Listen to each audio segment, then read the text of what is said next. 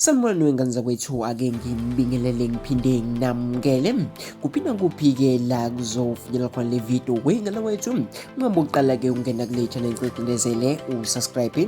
UGonzalez-ke ongumkhandli we-Kaizer Chiefs-ke uphonselwa inselelo ngokwenza okungcono. Oyinkakha ye-Kaizer Chiefs uTsepo Umolateli-ke uthi-ke umkhandli waleli qembu-ke uGonzalez uzomele-ke abhukule-ke uma-ke ezimisele-ke ngokuzakhela-ke ugazi kubalandeli-ke baleli qembu. UGonzalez oneminyaka engu-24 dabuka eColombia-ke ujoine Chiefs-ke eqaleni-ke kule sizeni esuka-ke kwi-Real Santa Cruz-ke yaseBolivar ebatshazwa-ke njengomkhandli-ke olibhakisayo-ke inethi. Lokho-ke kubukeka zisayimeke emthumeni-ke kulo mkhandli-ke ongalitholi-ke igoli emidlalweni emihlanu-ke esayidlalile-ke i-Chiefs-ke yonke-ke imincintiswano wonke-ke amazwe-ke emhlabeni-ke okudlala kona-ke ibhola elikhokhelayo. Uma-ke ungumkhandli-ke wokufika noma-ke ungumdlali wokufika kuhlale-ke kulindele elikhulu-ke kuwena, futhi-ke kungumgomo-ke ukuthi kufanele-ke wenze kangcono-ke ngokuphindaphindiwe kunabanye-ke abadlali bakulelo lizwe udlala-ke laphana-ke kulona. Ngakho-ke uGonzalez-ke yize-ke laphana engakadlali-ke imidlalo eminingi, kodwa-ke akasikhombisi-ke laphana lento-ke esilindile kuyena njengomdlali-ke osayensiwe bajaza-ke ngobukhali bakhe-ke phambili kwamapali. Njengamanje-ke ubhekene-ke nenselelo-ke yokuzivala-ke imilomo thina-ke abanye bethu esesiqala-ke umkabaza ngokuthi-ke ashaye laphana-ke iqembu-ke amagoli-ke njengomkhandli olande ethenjiwe, kusho-ke uMolateli. Ngaphandle-ke kukaGonzalez-ke omunye-ke umkhandli osayensiwe Chiefs-ke kulesizini-ke uRangajivaviro usuka kwiMarumo Galanti-ke laphana eshayele amagoli angu-17-ke yonke-ke imiqhudelwano okubalwa-ke kuyona CAF Confederation Cup ngesizini-ke laphana-ke edlule. Ngokwami-ke uJivaviro-ke kusafanelaniwe-ke ithuba, ngikholwa ukuthi-ke kukhona-ke asangakukhombisa-ke khona-ke abalandeli. Angilingabazi-ke ikhono lakhe njengoba-ke ngikwazile-ke umbona-ke ngesizini edlule kwiMarumo Galanti.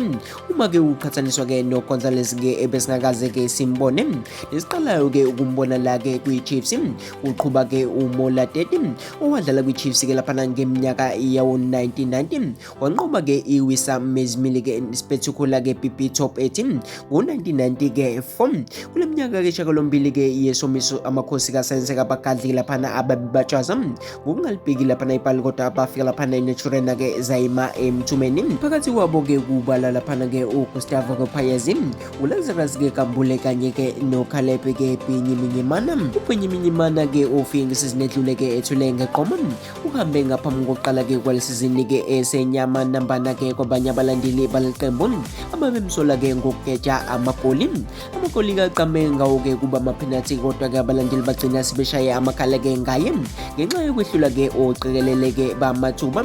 Omunye kumkhandli-ke ungamhambeli-ke noma-ke ungamhambeli kahle-ke izinto uyena-ke uChristian Sayile-ke ofike ngesizini edlule-ke njengoba-ke naye-ke kusaphimba phambi kwamapali. Amakhosi-ke aseshawe laphana emidlalweni emibili-ke yeligi yakamuva ilandelana azobuyela-ke ensimini-ke ngokubhekana ne-Cape Spurs-ke kowe-DStv Premiership e-FNB Stadium ngolesithathu-ke ngo-7:30 ebusuku.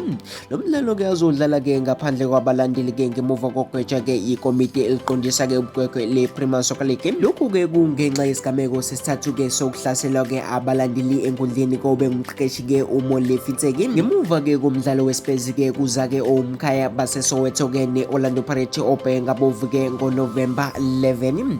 Wengane zakwethu sengiphuma njalo-ke mina-ke ngiyintatheli yebhola yaku-YouTube. Ilezi-ke indaba-ke engithe ngakuphathela zona, ezinye-ke wengane zakwethu-ke ziyeza nje. Owakho uhlala kule channel-ke ungakhohlwa-ke cindezela-ke usubscribe.